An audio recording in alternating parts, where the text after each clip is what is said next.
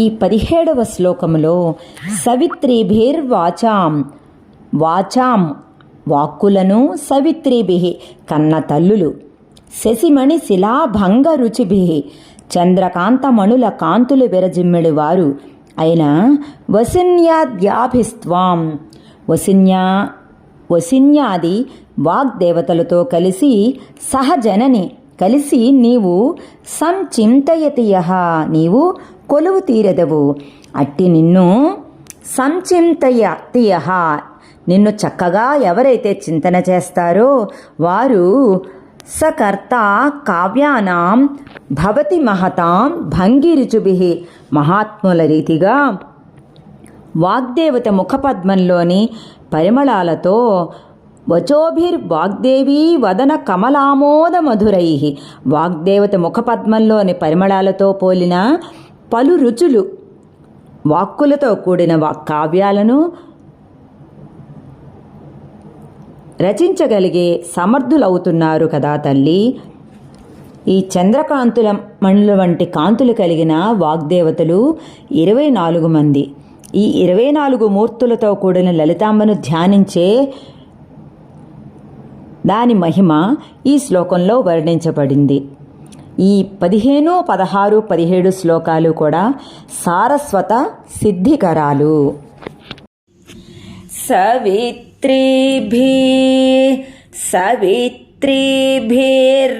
సవిత్రీభిర్వాచాం శశిమణి శిలాభంగ రుచిభిః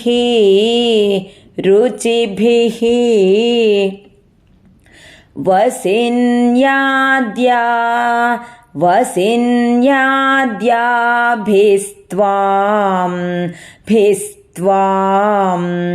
సహజననే సంచింతయతి యః సకర్త కావ్యానాం భవతి మహతాం భంగి రుచిభిః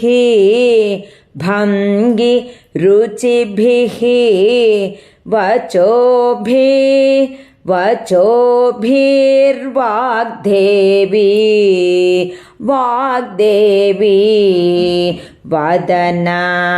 వదన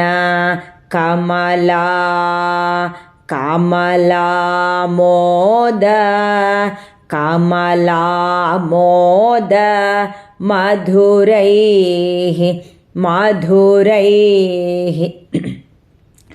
సవిత్రీభిర్వాచాం శశిమణి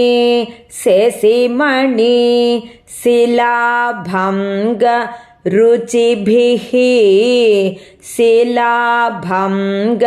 రుచిభిః వసిన్యాద్యాభిస్త్వాం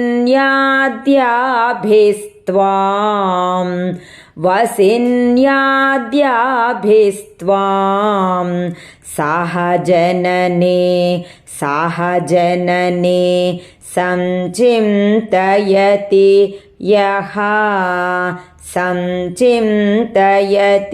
యః సకర్త కావ్యానాం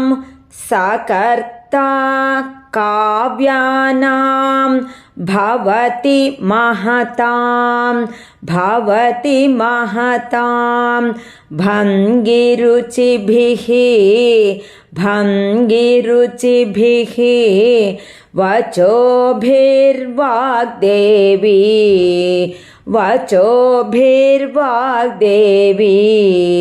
వదన కమలామోద మధురై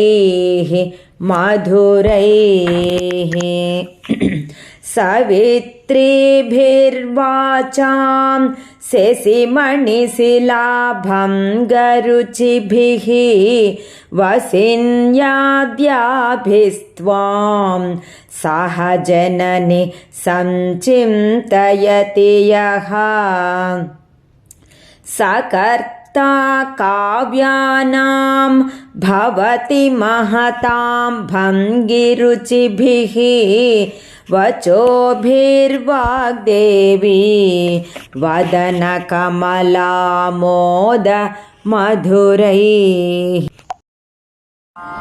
सवित्रीभिर्वाचां शशिमणिशिलाभङ्गरुचिभिः वसिन्याद्याभिस्त्वां सह जननि संचिन्तयति यः सकर्ता काव्यानां भवति महतां भङ्गिरुचिभिः वचोभिर्वाग्देवी వదనకమలామోదమధురై. 18వ శ్లోకము. తనుఛాయాభిస్తే. నీ అమ్మా నీ శరీరము నుండి నీ దేహకాంతులు తరుణ తరణి శ్రీ సరణిభి బాలసూర్యుని కాంతుల వంటి వెలుగుతీరులు కలిగి ఆ కాంతులతో దివం సర్వాం ఉర్వీం ఆకాశము భూమి ఎరుపు వెలుగులో మునిగినట్లుగా అరుణిమ నిమగ్నాం అరుణ కాంతులలో మునిగినట్లుగా స్మరతి యః ఎవరు స్మరిస్తున్నారో భవంత్యస్య వారికి త్రస్యత్ వనహరిణ శాలీన నయనాః బెదురుతున్న అడవి లేడి కన్నుల వంటి కన్నులు గల ఊర్వశి మొదలైన వారు ఎందరెందరో దేవవేశ్యలు లోబడకుండా ఉండరు. భవంత్యస్య త్రస్యత్ వనహరిణ శాలీన నయనాః సహోర్వశ్యావశ్యాః కతికతిన గీర్వాణగణికాః. ఈ శ్లోకంలో చెప్పబడిన తీరుగా అమ్మను స్మరించిన వారికి సర్వ ప్రకృతి శక్తులు అధీనమవుతాయని దీని యొక్క తాత్పర్యము. ఈ శ్లోకంలో భావించదగిన లలితానామము నిజారుణ ప్రభాపూర మజ్జత్ బ్రహ్మాండ మండల. తనుఛాయాభిస్తే తనుఛాయాభిస్తే తనుఛాయా తనుఛాయాభిస్తే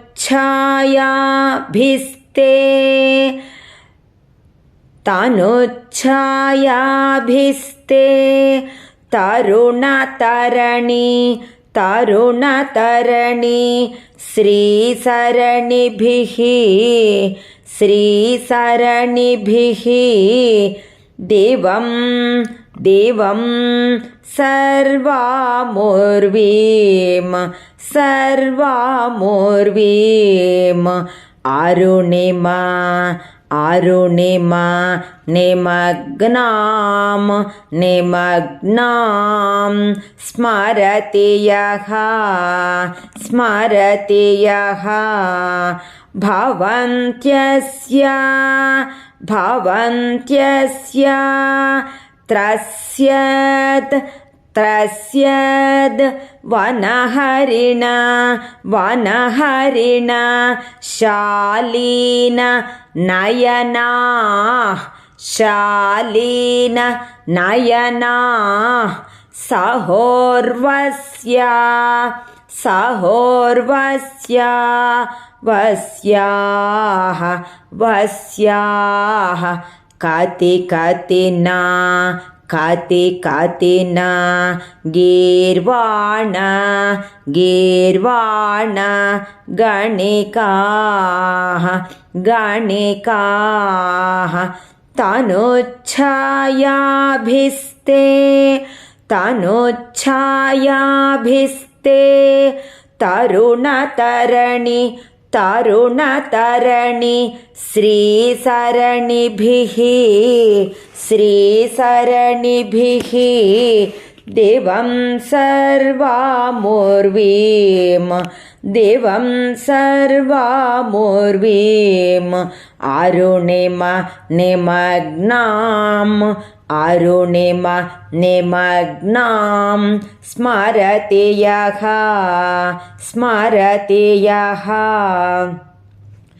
भवन्त्यस्य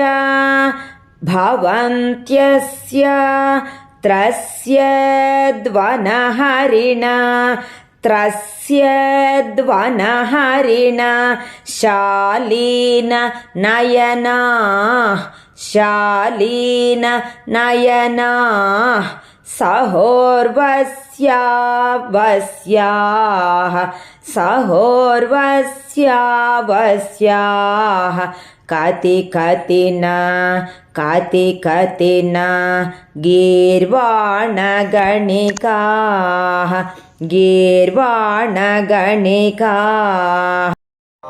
तनुच्छायाभिस्ते तरुणतरणिश्रीसरणिभिः दिवं सर्वामूर्वीम् अरुणिमनिमग्नां स्मरति यः भवन्त्यस्य त्रस्य वनहरिण शालीननयना सहोर्वस्यावस्याः कति न गीर्वाणगणिका. 19వ శ్లోకంలో ముఖం బిందుం కృత్వా, ఓ హరుని పట్టపురాణి, ఏ ఉపాసకుడు ఒక బిందువును ముఖంగా కుచయుగ మధస్తస్య తదధో, దానికి దిగువన 2 బిందువులను కుచయుగముగా హరార్థం ధ్యాయేద్యో హరమహిషి తే మన్మథ కలాం, దాని క్రిందుగా శక్తి సంకేతాక్షరముగు హరార్థముగా భావించి నీ కామరాజ బీజమును ధ్యానించునో అతడు వెంటనే వెంటనే సంక్షోభం నయతి వనిత ఇత్యతి లఘు, వెంటనే వనితలను అనురాగంతో కలత చెందించుచున్నాడనుట చాలా అల్పమైనది. త్రిలోకీమప్యాసు భ్రమయతి రవీందు స్తనయుగాం, ఎందుకంటే సూర్యచంద్రులే రవి ఇందు స్తనయుగముగా కలిగిన ముల్లోకమల్నే అతడు భ్రమింపచేయుచున్నాడు. సర్వలోకాలనే అధీనం చేసుకునే శక్తిని పొందిన వానికి అల్ప విషయాలు లెక్కలోకి రావు. విషయ సుఖాలను జయించడమే లోకవశ్యం అని గ్రహించాలి. ఈ శ్లోకంలో స్మరించదగిన లలితానామాలు: కామకళారూప, క్లీంకారి, కేవల, గుహ్య. ముఖం బిందుం కృత్వా కుచయుగ మధస్తస్య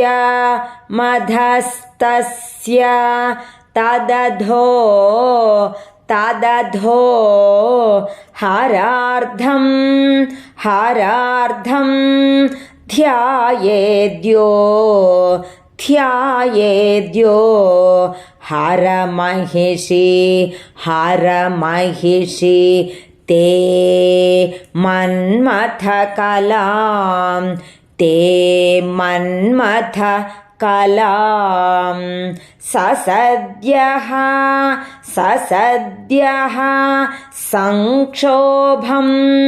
సంక్షోభం నయతి వనితా ఇత్యతి లఘు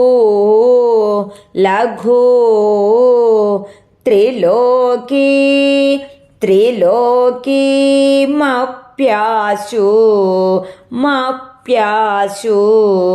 భ్రమయతి రవీందు స్తనయుగాం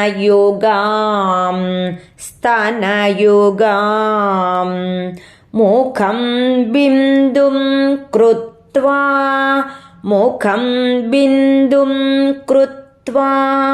కుచయుగమధస్తస్య తదధో హరార్థం ధ్యాయేద్యో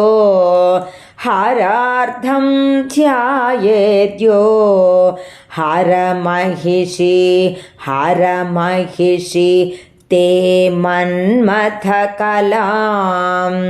ते मन्मथकलां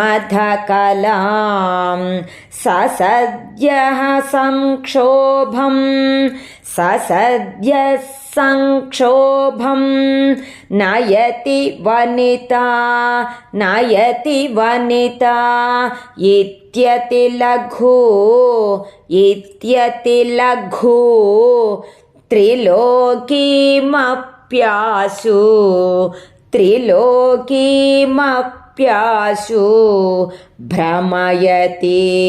भ्रमयति रवीन्दु स्तनयुगां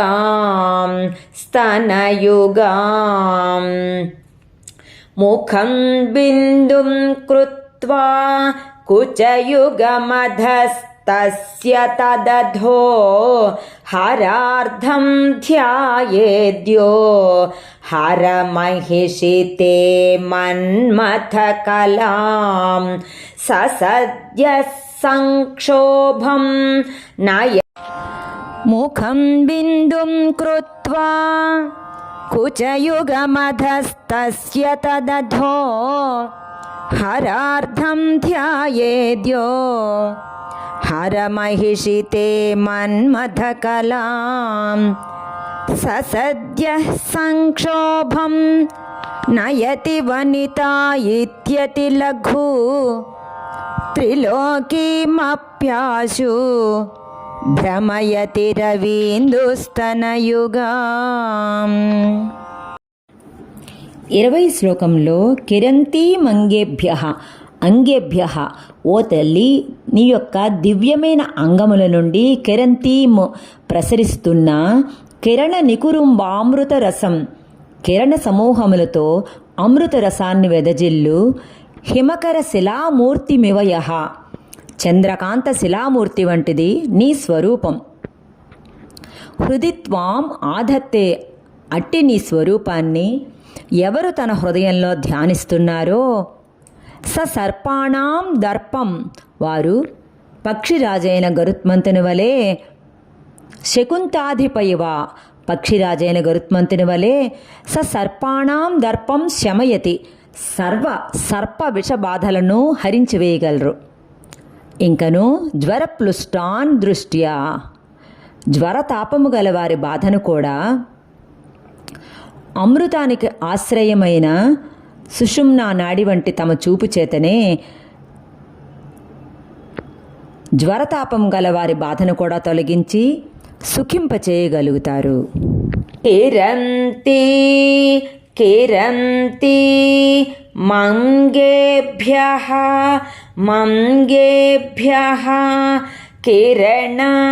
కిరణ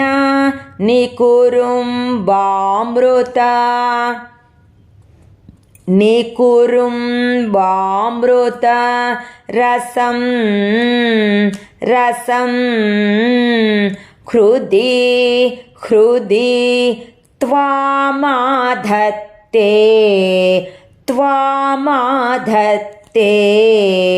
హిమకర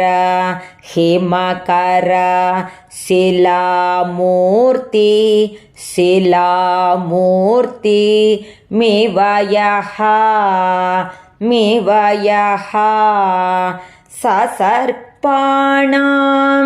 ససర్పాణాం దర్పం శమయతి శకుంతాధిప ఇవ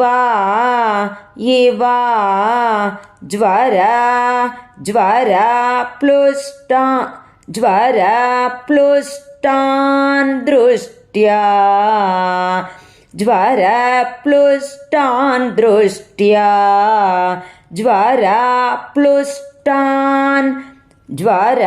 జ్వరప్లుష్టాన్ దృష్ట్యా సుఖయతి సుధాధార శిరయా